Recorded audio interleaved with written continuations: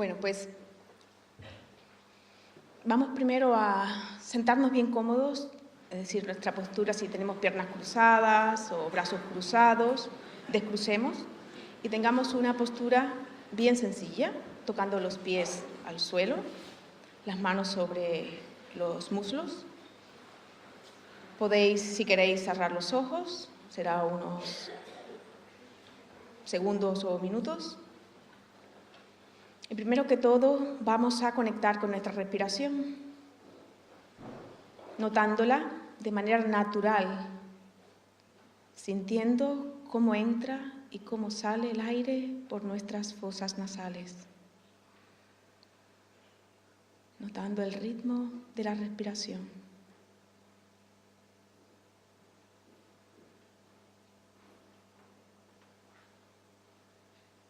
Conectando con el cuerpo, notando la postura, el asiento, tomando conciencia de esta sala,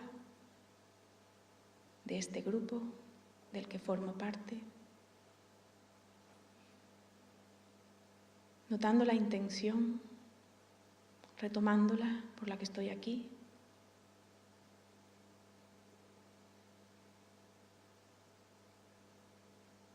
Conectando con esa aspiración.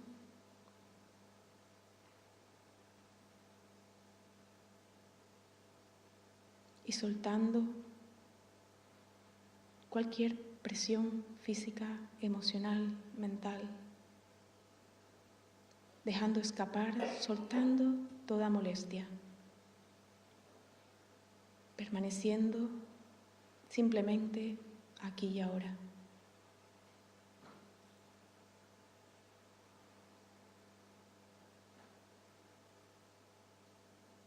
Y con esa actitud vamos a atender.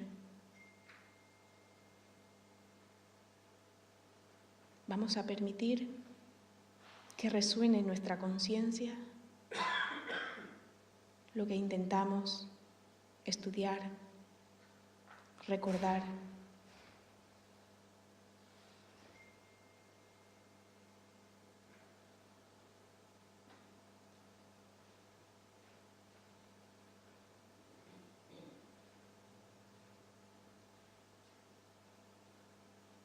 Me mantengo unos instantes atendiendo.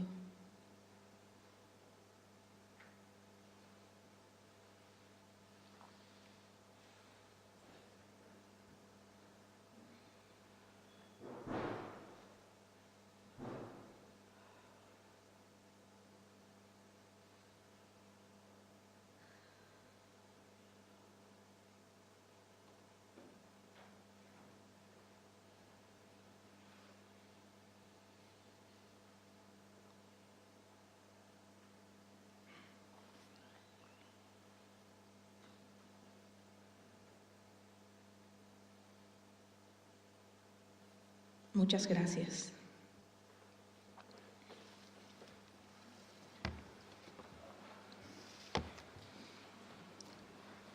Bueno, el tema que vamos a compartir se llama la manifestación de nuestro genuino ser.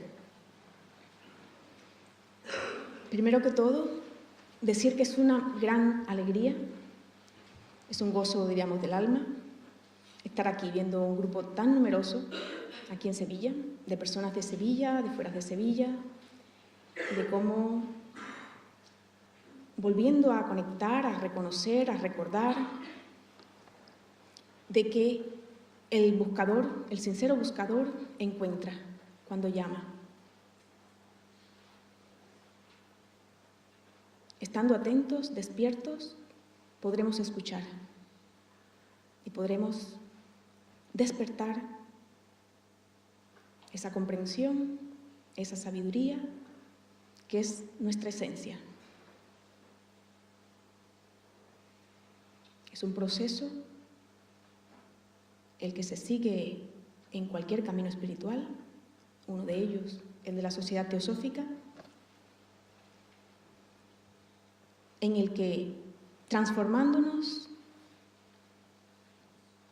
iremos descubriendo quiénes somos y cuál es nuestra verdadera naturaleza,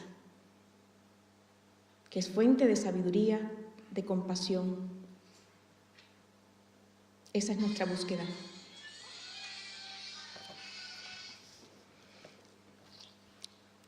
Empezamos viendo lo que quiere decir, ya el título es muy sugerente de lo que queremos hablar, de esta propuesta que se nos hizo directamente. Nos habla de la manifestación de nuestro genuino ser. Por lo tanto, vamos a investigar levemente lo que es genuino. ¿Qué significa genuino? Viendo la Real Academia, vamos a quedarnos con una de las acepciones que es con la que se relaciona con lo que queremos investigar, descubrir. Y es que lo genuino, del latín genuinus, significa como adjetivo aquello que es auténtico, aquello que es legítimo.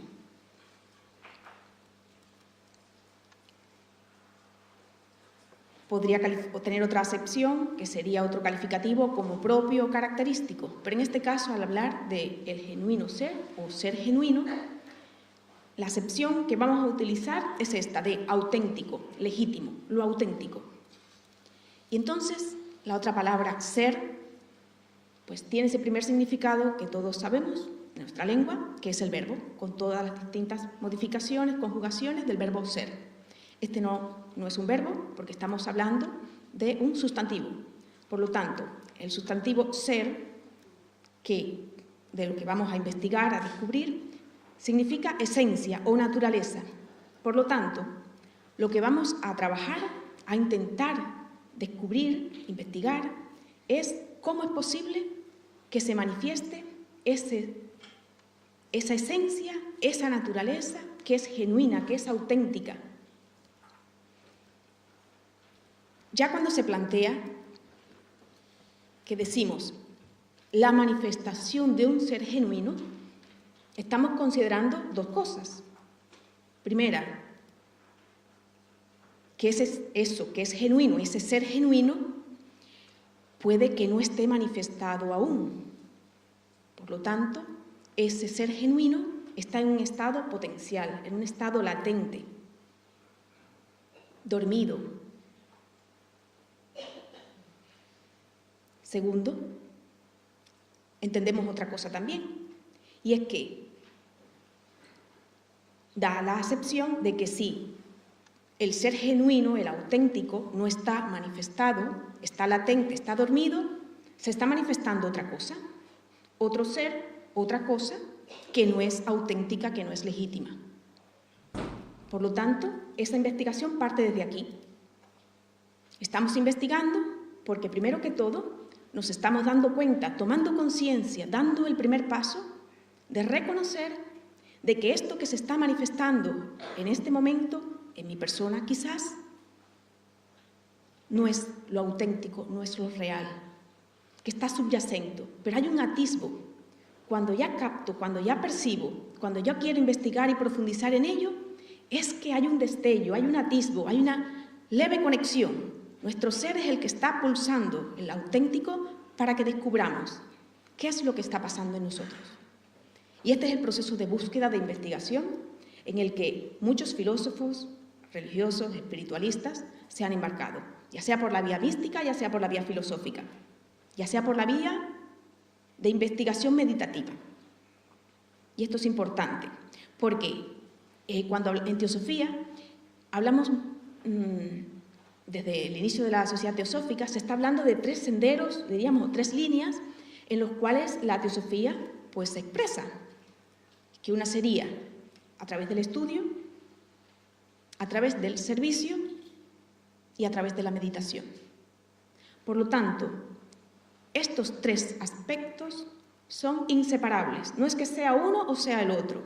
A través de estas tres líneas, vamos a decir, de acción, porque son acciones, vamos a descubrir, vamos a investigar, en ese proceso de investigación, vamos a transformarnos. Ya en esa búsqueda, en ese investigar, en ese cuestionarnos, nos estamos transformando. Va a ser una investigación que va a partir quizás desde lo teórico, desde la parte del estudio, lo que estamos haciendo, reflexionando, analizando, comparando, investigando a un nivel de la mente, del intelecto, donde vamos despertando esa capacidad de abstracción de nuestra mente para ver más allá de la apariencia, más allá de lo concreto, para ir progresivamente accediendo a los niveles más esenciales. Pero no se queda solo ahí, sino que hay una clave que es la práctica meditativa, porque en la práctica meditativa es donde realmente observaré la totalidad de mis vehículos y de mi ser, cómo están funcionando cuando estoy investigando un tema determinado, ya sea un tema perteneciente a mi propio cuerpo, la respiración, las sensaciones corporales, mis emociones, mis pensamientos, o ya sea algo más elevado, como un pensamiento abstracto, como un ideal. En esta práctica meditativa voy a investigar, voy a reconocer eso que es una teoría, algo que todavía no es algo como experiencia directa mía, la voy a investigar y voy a escuchar cómo se refleja en el campo de mi conciencia. Por lo tanto, en la práctica meditativa estaremos poniendo en práctica y realmente investigando eso que a un nivel teórico estoy estudiando. Pero no se queda solo ahí, sino que la práctica meditativa no va a ser solo el ejercicio formal de sentarme a meditar y a enfocarme en determinado aspecto que quiero investigar u observar primero e investigar después. No solo es eso, sino que la verdadera práctica meditativa es la meditación en la acción. Meditación en la acción. Hablábamos de servicio. En el ejercicio, por ejemplo, del servicio. Cuando estamos compartiendo, dando, ofreciendo aquello que se necesita, que tiene que ver con la compasión. Es decir, que estamos poniendo en práctica ya la compasión como ideal, llevándola a la práctica.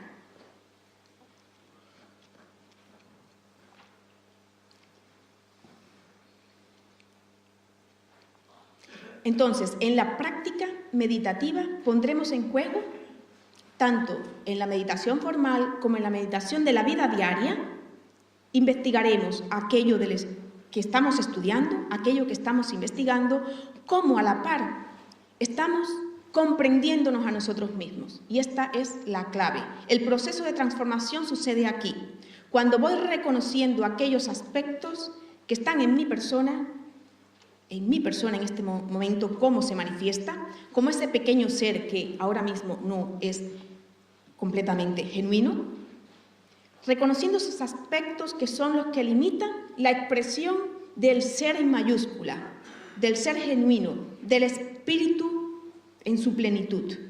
Esta es la clave, reconocer los procesos.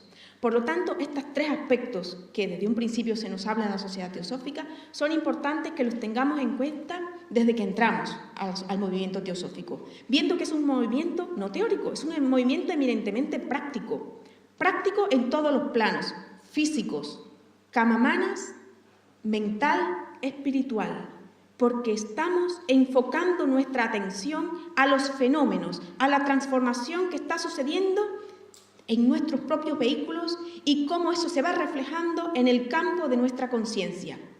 Iremos tomando conciencia de los aspectos que tienen que ver con la materia, con la prakriti, con la materia, cómo se manifiestan en nuestros vehículos físicos, emocionales, mentales.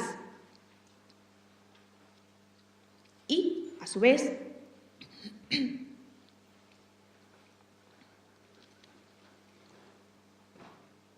iremos reconociendo cómo en la medida en el que vamos transformando por comprensión y por disciplina aspectos de nuestros vehículos que limitan a un cierto nivel la expresión, vamos a decir así, de nuestra conciencia, en la medida en que lo voy reconociendo y viendo el cambio que se va sucediendo en mi totalidad como individuo, vamos comprendiendo y haciendo consciente aspectos profundos de nuestra psique, número uno, que nuestra psique como mayúscula incluiría los aspectos emocionales, mentales y espirituales. Por lo tanto, en la medida en que me estoy transformando con la práctica meditativa y pasándolo a la acción en el día a día, se está produciendo una autorregulación, una autotransformación, que es lo que nosotros intentamos en nuestra sociedad teosófica. Transformación de uno mismo, la autotransformación, que es el tema. Porque transformar al otro, a lo que está fuera, al mundo, es una utopía. Hay que comenzar por casa, por uno mismo. Es imposible producir un cambio externo si no hay un cambio interno. Esto lo ha dicho Krishnamurti. Radha Gurmier fue presidenta muchos años de nuestra sociedad teosófica. En el libro Regeneración Humana, que invitamos a que lo leáis, pues lo deja bien patente y bien claro.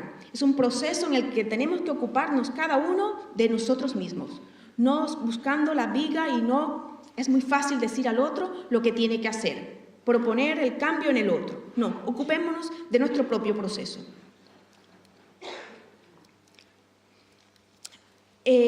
Voy a dar una pequeña cita, que es como empieza un pequeño librito, que es una maravilla para los estudiantes de teosofía, que es A los pies del maestro de Krishnamurti. Este libro empieza con una llamada que Krishnamurti dice que le fue dada por su maestro, el maestro Kachi, en la que dice, empieza diciendo: a los que llaman, conducidme de lo ilusorio a lo real, conducidme de las tinieblas a la luz, conducidme de la muerte a la inmortalidad. Esta es la aspiración en mayúscula, que como veremos ahora cuando hablemos de otro tema, está como raíz, como base, es la clave. Realmente despertar a lo real, a quienes somos, a lo que es. Ya en este libro se habla de 4 cualidades, no las vamos a desarrollar completamente, podéis estudiarlo en los grupos, pero voy a tocar estas 4 cualidades porque verán cómo en las distintas obras vamos a ir repitiendo algunos aspectos, algunas cualidades dadas por un instructor o por otro. Y en esta obra se habla de estas 4, que hablan de discernimiento, clave, carencia de deseo, estas 2 juntas siempre, viveka y vairaya, discernimiento y desapego, carencia de deseos, buena conducta, es decir, hablábamos de la acción, de los actos, de la conducta, que habla de la parte física, del comportamiento, pero aquí podríamos ampliarnos y no solo hablar de la conducta física, sino que estaríamos también viendo cómo son nuestros propios pensamientos, nuestros propios estados emocionales también, y el amor. Habla de estas 4 cualidades, de estos 4 aspectos que, como veremos después, iremos desplegando, desarrollando un poquito más, verán que se repiten de otra manera en otras líneas, en otras escuelas. Y en estas 6 reglas de conducta se desarrollaban en este orden, se proponen en este orden en esta obra, que son el dominio de la mente, dominio, no control, dominio, es decir, que vamos realmente a ser dueños de nuestra propia mente. Esa es una aspiración, cómo el trabajo meditativo de estudio y de meditación va dirigido a esto, a esa transformación de la mente, a eso, la mente, comprender la naturaleza de la mente, clave, importantísima. De esta manera, la mente, que es la que produce el velo del propio proceso de ilusión, el que produce el velo de Maya, es el propio funcionamiento de una mente que está obscurecida, de una mente que está identificada, y lo vamos a ver si da tiempo, cómo está identificada con los vehículos, cómo está identificada con los propios fenómenos, que no se reconoce a sí misma como lo que es. Por lo tanto, este paso o esto es el primer aspecto que dan estas reglas de conducta en los pies del maestro. Dominio de la mente, dominio de la acción, pensamiento va primero que la acción. Se piensa y se actúa, a no ser que haya un trastorno del control de los impulsos, un trastorno de otro tipo, pero lo normal es que uno piensa y actúa. Tolerancia, que esto tiene otras traducciones, porque tolerancia a veces queda un poco así, podría ser ecuanimidad. alegría, que la veremos cómo se va a repetir en otras obras, en otras tradiciones. Aspiración única, clarísimo, esta aspiración única, cuando están los Yoga Sutras de Patanjali, nos queda clarísimo. Confianza, importante. Estos aspectos todos los iremos observando y nutriendo, alimentando en la medida en que empezamos a profundizar y a aspirar con mayor profundidad y fuerza en una transformación sincera, no en un entretenimiento de una sociedad o de un grupo, buscar amigos. No, estamos realmente enfrascados en un proceso serio de nosotros mismos, de nuestra transformación. En La ciencia de la yoga, Taimi, libro que también no sé si estará estudiando, que se propone que estudiemos, maravilloso, de la profundidad y la claridad, se nos habla de que el yoga es la inhibición de las modificaciones de la mente. Estamos hablando de esa práctica meditativa en la que, en la medida en que vamos entrenando nuestra atención, los propios procesos mentales se van estabilizando, la mente se va ecuanimizando. Entonces el vidente queda establecido en su propia naturaleza, esencial y fundamental. Este es el proceso progresivo en la práctica de la meditación, que como se estudia en esta obra, pero en cualquier literatura espiritual queda reflejado. Y aquí en esta obra, en los Yoga Sutras de Patanjali, queda claro también, como también en la literatura budista, que queda bien claro, y vamos a nombrarlo porque es esencial que lo reconozcamos, que en otros estados problema entonces de falta o de dificultad de reconocer quiénes somos en nuestra naturaleza real está en los estados cuando nos identificamos con esas modificaciones de la mente, lo decíamos ahorita.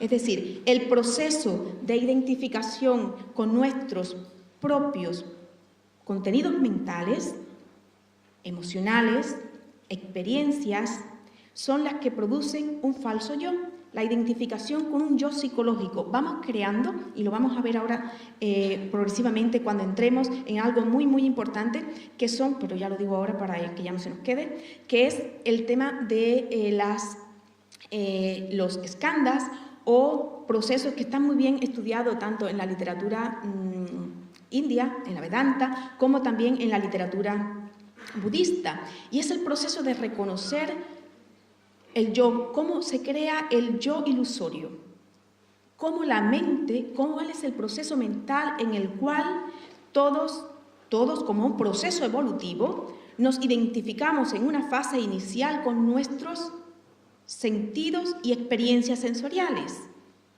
Este proceso es clave de reconocer en la práctica meditativa, porque es fácil de comprender a un nivel lógico, a un nivel teórico, que es el primer punto. Primero hay que estudiarlo, analizarlo, entenderlo a un nivel cognitivo. Pero posteriormente es importante que en la práctica meditativa reconozcamos cómo podemos desmenuzar la experiencia psicológica, cómo funciona la mente, la psique, cada vez que experimentamos cualquier cosa. La experiencia del fenómeno, ya sea físico, emocional o mental. Este proceso de la experiencia produce en los distintos niveles, desde lo más externo, vamos a decir, desde el cuerpo, la forma, las emociones, sentimientos, las percepciones, los sankaras, que esto lo van a oír mucho cuando estudiamos teosofía, los sankaras, estamos hablando de estos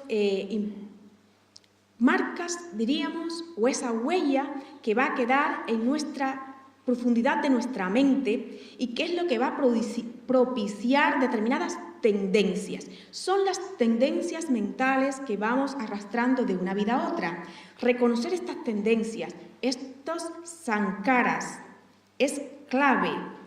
Los sankaras, entonces, está hablando de cómo es que se forman los determinados prejuicios, formas mentales, cómo se presentan cómo se constituyen, cómo se crean progresivamente desde la experiencia de la forma, desde la experiencia más física, emocional, perceptual. La percepción es la integración de las distintas sensaciones y posteriormente cómo aparece lo que es la parte conceptual del skandha y posteriormente aparecería el quinto agregado.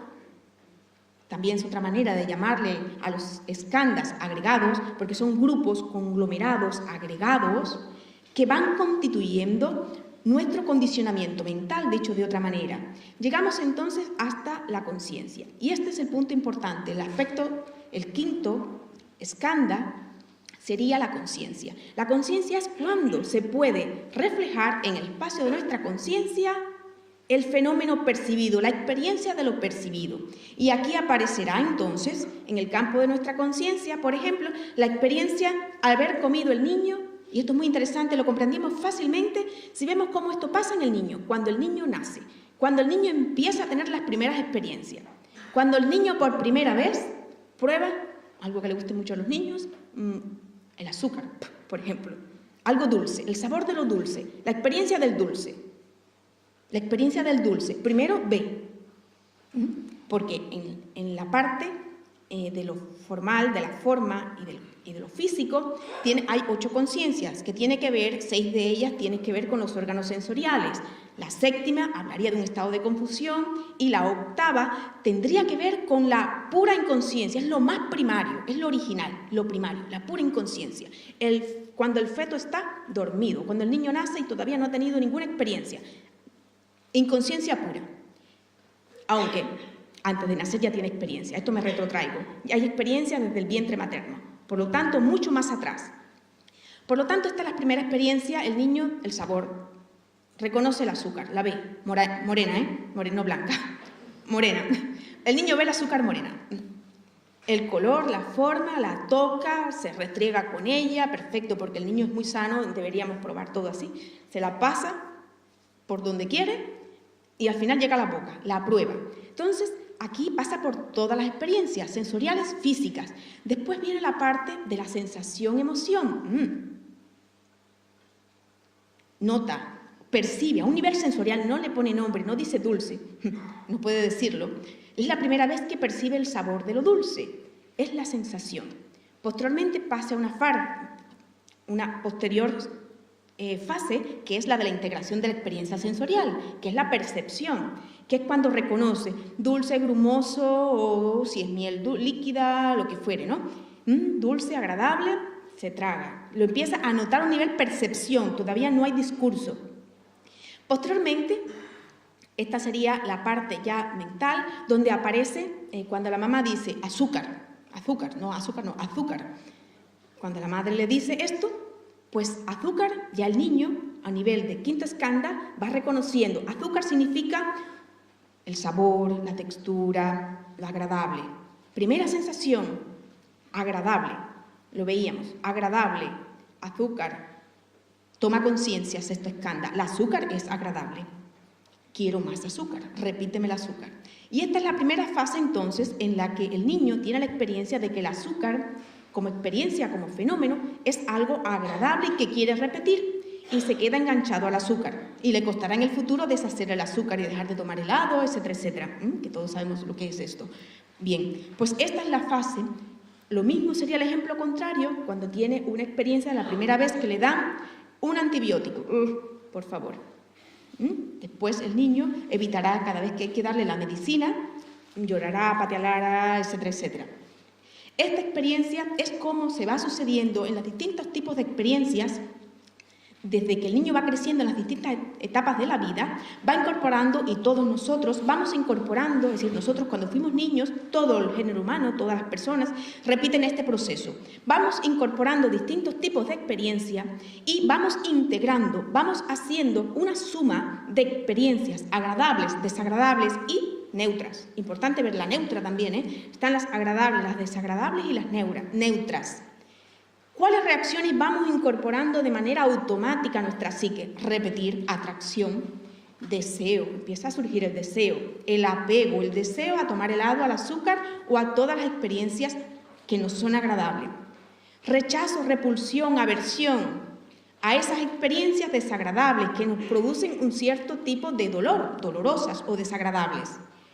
Y las experiencias que no nos dicen ni fi ni fa, que no son ni agradables ni desagradables, las neutras.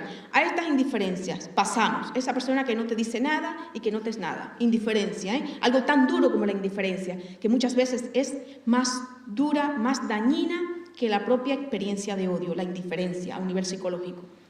Por lo tanto, vamos a tener esas tendencias. Nosotros, como seres humanos, la tendencia de nuestra mente va a ser a ir repitiendo este tipo de reacciones en nuestra vida. Atracción, repulsión. ¿Y qué nos va a producir esta manera de querer ir conservando, manteniendo, reteniendo aquello que nos es agradable, aquello que queremos, entre comillas, o queriendo evitar aquello que no es evitable? Sufrimiento. Aquí es el origen, aparece el sufrimiento psicológico. Este es el origen del sufrimiento. Esta es la raíz del sufrimiento. Clarísimo. Por lo tanto, la primera punto es darnos cuenta de esto, verlo, reconocerlo en nuestro día a día, en nuestra experiencia cotidiana, en nuestra práctica meditativa, cuando estamos sentados, cuando nos duelen las piernas de estar sentados. Por ejemplo, desagradable al levantarse, no quiero meditar, empiezas a pensar en otras cosas y te quieres ir. Eso, ahí en ese momento, darnos cuenta de la tendencia de la mente que quiere repetir el patrón, clave. Por lo tanto, ir desmenuzando y comprendiendo este proceso de la mente como la que origina, la que produce el propio falso yo, este ser del que hablábamos, que es el que está manifestado a un cierto nivel, es importantísimo. Porque ya cuando lo vamos reconociendo, podemos irnos desidentificando progresivamente de él y de estas experiencias. Este proceso de desidentificación es clave y en la práctica meditativa es una manera muy profunda y real de empezar a transformarnos. En la práctica meditativa, aquí, ahora, no en la teoría, no en la abstracción.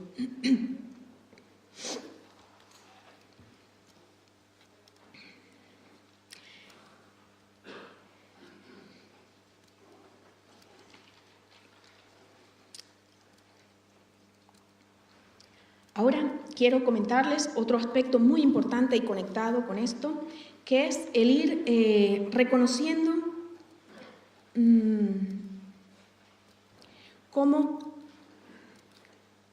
cuáles son esos estados de nuestra mente que oscurecen, vamos a decir, que nublan nuestra propia conciencia. Darnos cuenta de estos aspectos que están aquí y que se recogen en las distintas tradiciones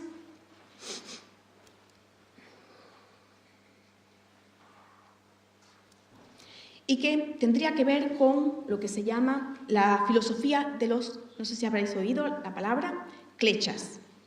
Las kleshas o aflicciones son esos estados mentales que hay que reconocer, que hay que darnos cuenta que están ahí y que son las que impiden que nuestro ser genuino, eso que es, pueda expresarse en su totalidad, tal cual es.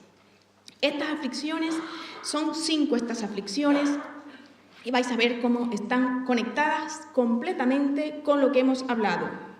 Vais a ver que entonces el origen de estas aflicciones, de estos kleshas, es este proceso que hemos hablado del origen de los skandhas o los estados mentales. La primera de las kleshas, la origen, la raíz, la más importante de todas, que seguro habemos estudiado de alguna manera, de otra manera, en alguna otra obra. ¿Cuál es? El desconocimiento de la realidad, o dicho de otra manera, avidya, la ignorancia. ¿Ignorancia de qué? A ver, ignorancia de nuestra naturaleza, de quiénes somos. Es cuando se toma aquello que es ilusorio como real. Es con lo que comenzaba el libro A los pies del maestro. Es aquella invitación, es aquella petición que hace el estudiante, ¿no? Que es conducirse de lo irreal a lo real, de lo falso a lo verdadero.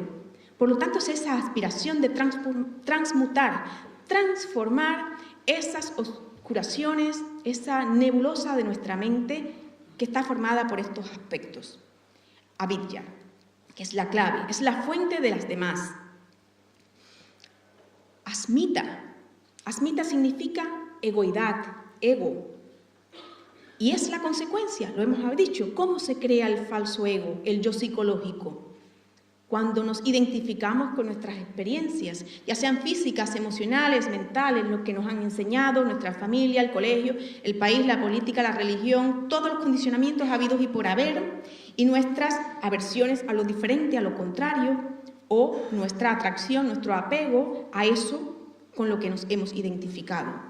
Ahí se crea el yo psicológico, ese yo. Por lo tanto, asmita es este ego, el falso yo, el yo personal, como decimos en teosofía, la personalidad. Consecuencia de esto, y como hemos visto ahorita, raga, que es, y lo explicábamos, atracción. Esa tendencia a atraer, a repetir, el apego a eso que nos produce una sensación agradable, placentera. Raga. Detallado también cómo se produce en el propio proceso cuando hablábamos de los skandhas, en el proceso de la aparición del yo psicológico. Devesa, repulsión, rechazo.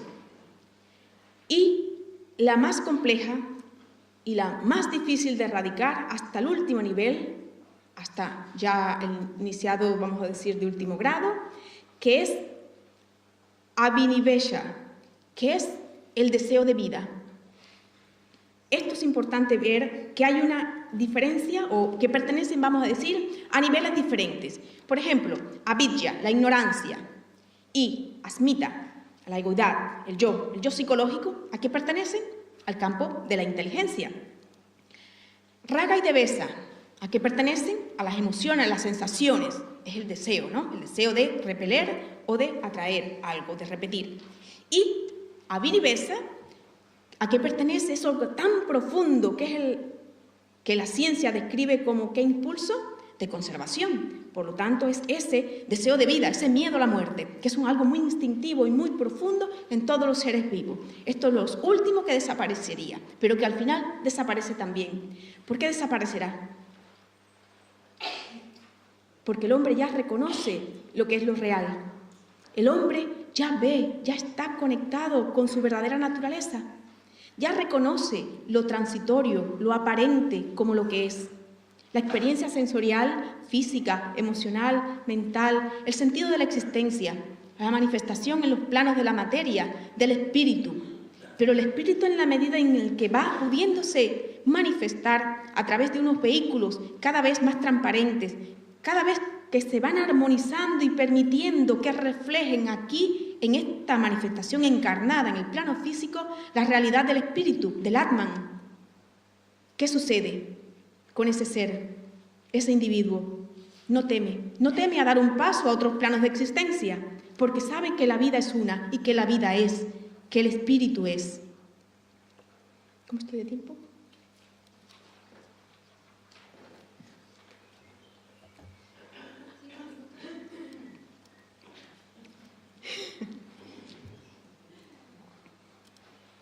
Yo traía algo de Jung, que me encantaba, algunas citas que son interesantes, como no se han podido decir, pues yo creo que las voy a buscar al final, porque es interesante.